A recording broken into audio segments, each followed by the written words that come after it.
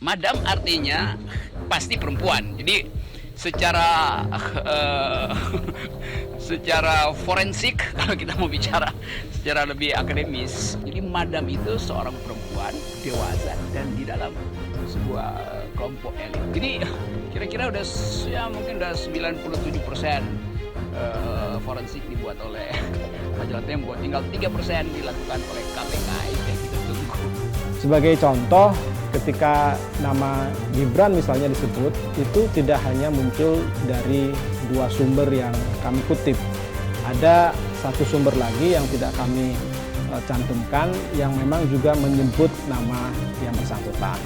Dalam proses konfirmasi, kami akui kami tidak berhasil mendapatkan jawaban dari Gibran maupun Puan.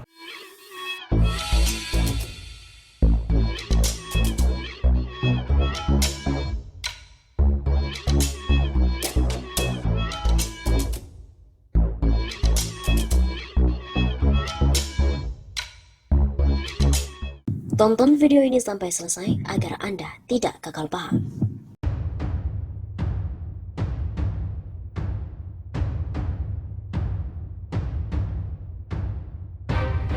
KPK diminta untuk segera periksa Puan Maharani perkara dengan kasus Bansos. Komisi Pemberantasan Korupsi atau KPK harus berani memeriksa nama Puan Maharani dalam dugaan kasus korupsi bantuan sosial atau Bansos. KPK harus melangkah maju menjadikan fakta media hasil investigasi majalah Tempo menjadi fakta hukum dengan memeriksa pihak yang diduga terlibat termasuk dengan Puan Maharani. Begitu kata juru bicara Front Pemuda Islam Indonesia atau FPII, Adnan, dalam acara konferensi pers virtual yang digelar pada hari Sabtu 20 Maret. Kata Adnan lagi, di tengah pandemi, korupsi bansos adalah kejahatan kemanusiaan yang luar biasa. Hal ini merupakan korupsi politik, korupsi kekuasaan yang memiliki daya rusak yang luar biasa. Bayangkan saja di tengah penderitaan rakyat, figur-figur penting seperti Mensos Juliari Batubara, kemudian di pihak eksekutif. Ada juga nama lain yang diduga terlibat seperti penelusuran Tempo, yaitu Herman Heri, Ketua Komisi Hukum DPR RI, ada juga Ahanul Kosasih, anggota BPK RI, dan lain-lain. Adnan juga menegaskan pihaknya sebagai elemen muda demokratik akan konsisten mendorong KPK untuk mengusut tuntas nama-nama besar yang telah disebut-sebut sebagai fakta media dengan verifikasi berlapis dari sumber-sumber terpercaya dari staf Kemensos RI. Langkah pengawalan kami selanjutnya agar kasus korupsi Bansos diusut tuntas adalah dengan menggelar aksi teatrikal memberikan obat kuat pada KPK RI pada hari Kamis 25 Maret pekan depan di gedung KPK RI, serta agenda diskusi publik yang intensif rutin sebagai dukungan pada KPK, ungkas Adnan. Pada Desember yang lalu, KPK juga mulai menelusuri aliran suap Bansos ke kandang banteng. KPK memastikan akan mengkonfirmasi dugaan penyerahan uang terkait korupsi Bansos COVID-19 dari Menteri Sosial Juliari Peter Batubara kepada staf Ketua DPP PDIP Puan Maharani yang berinisial L. Seperti yang ramai diberitakan, Juliari disebut-sebut menyerahkan duit miliaran pada staf Ketua DPP PDIP Puan Maharani yang berinisial L pada 3 November 2020 di Jawa Tengah. Segala informasi dari media dan masyarakat tentu akan dikonfirmasi kepada para saksi-saksi yang akan diperiksa tim penyidik KPK. Begitu kata PLT juru bicara KPK Ali Fikri pada hari Selasa 22 Desember silam.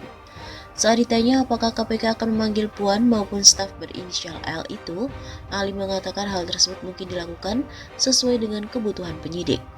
Namun Ali memastikan pihaknya akan memanggil semua pihak-pihak yang mengetahui rangkaian peristiwa suap dana bansos COVID-19. Pemanggilan saksi-saksi tentu kebutuhan penyidik. Prinsipnya bahwa pihak-pihak yang diduga mengetahui rangkaian peristiwa dan perbuatan terkait perkara akan dipastikan dipanggil dan dikonfirmasi penyidik. Sementara itu, Ketua Badan Pemenangan Pemilu Bapilu DPP PDIP, Bambang Pacul-Wuryanto, memastikan tidak ada aliran uang kasus suap Bansos COVID-19 ke sejumlah pejabat dan calon kepala daerah dari PDIP di Pilkada 2020.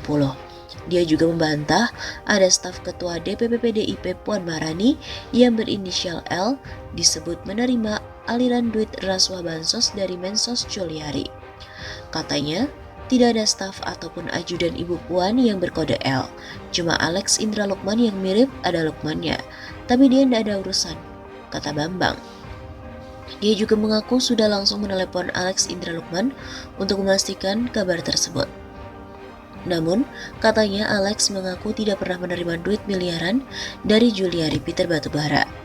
Adapun KPK telah menetapkan Mensos Juliari dan juga 4 tersangka lainnya sebagai tersangka suap terkait program Bansos penanganan Corona. Juliari selain merupakan salah satu kader utama Partai Banteng tersebut.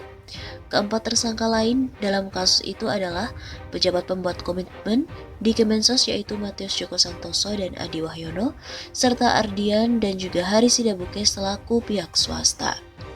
Selaku penerima, Juliari, Adi dan Matius dijerat pasal 12 huruf A atau pasal 12 huruf B atau pasal 11 Undang-Undang Nomor 31 tahun 1999 sebagaimana telah diubah dengan Undang-Undang Nomor 20 tahun 2001 tentang pemberantasan tipikor Jungto pasal 55 ayat 1 ke 1 KUHP. Sementara selaku pemberi, Ardian dan Hari disangkakan melanggar pasal 5 ayat 1 huruf A atau pasal 5 ayat 1 huruf B atau pasal 13 Undang-Undang Nomor 31 tahun 1999 sebagaimana telah diubah dengan Undang-Undang Nomor 20 tahun 2001 tentang pemberantasan tipikor.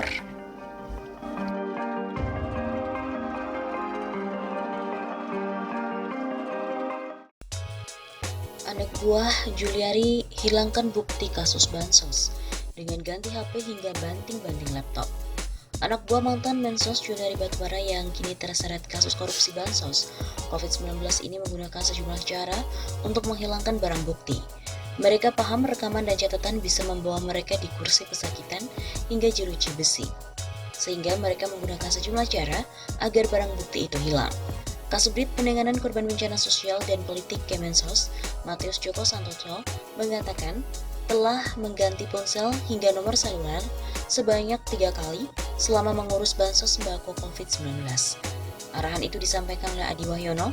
Tujuan dari arahan tersebut ialah menghilangkan catatan terkait penerimaan uang komitmen dan penyerahan uang kepada Menteri Sosial RI. Ujarnya saat menjalani pemeriksaan di KPK. Tidak berhenti di situ, Matius juga mendapatkan perintah untuk menghapus beberapa chat atau percakapan yang berkaitan dengan penerimaan uang komitmen dari rekanan penyedia bansos COVID-19. Kemudian, ia juga diminta mengganti ponsel dan menghapus percakapan. Matius juga diminta untuk membanting laptop pribadinya dan mengganti dengan yang baru. Tujuannya agar dapat menghilangkan catatan terkait penerimaan uang komitmen dan penyerahan uang kepada Mensos, ungkapnya saat itu. Dalam kasus ini, Matius mengaku telah menyerahkan uang pada Juliari Batubara sebesar 17 miliar rupiah dalam putaran pertama dan 2 miliar rupiah pada putaran kedua pengadaan bansos, dengan total yang diserahkan mencapai 16,7 miliar rupiah. Selain itu, anak buah Juliari juga mengungkapkan mekanisme penentuan penggarap proyek bansos. Penetapan perusahaan untuk bisa mendapat pekerjaan dalam pengadaan bansos COVID-19 di Kementerian Sosial ada mekanismenya. Adi Wahyono selaku Kepala Biro Umum Kementerian Sosial mengatakan ada sejumlah rekomendasi dari pimpinannya di Kemensos. Menurut dia, rekomendasi itu berjenjang setelah rekomendasi dari Menteri Juliari, rekomendasi dari Dirjen Linjamsos, Sekjen Kemensos dan Direktur Perlindungan Sosial, Korban Bencana Sosial, maupun pejabat lainnya, kemudian direkap bersama Matius Joko Santoso. Selanjutnya dicek oleh Dirjen Linjamsos bersama dengan Sesdijen dan Pak Menteri untuk memastikan vendor yang direkomendasikan sudah masuk sesuai dengan alokasi. Ujarnya saat diperiksa oleh KPK beberapa waktu lalu. Ia menyebut alokasi yang dimaksud adalah 1,6 juta paket bansos per putaran untuk tim Juliari. Sedangkan sisanya 300.000 paket dikelola oleh PPK untuk mengakomodir alokasi Dirjen, Direktur, Sekjen, dan jalur umum. Nantinya perusahaan yang sudah disetujui mendapat pekerjaan dalam pengadaan bansos akan dikenai komitmen fee sebesar Rp10.000 per paketnya. Soal jumlah total komitmen fee dari vendor bansos selama 12 putaran yang masuk ke Juliari Batubara, Adi mengaku tidak tahu. Katanya ia hanya bisa menjelaskan nilai komitmen fee dari penyedia vendor penyedia barang dan jasa dan diterima langsung dengan nilai total 1,8 miliar rupiah.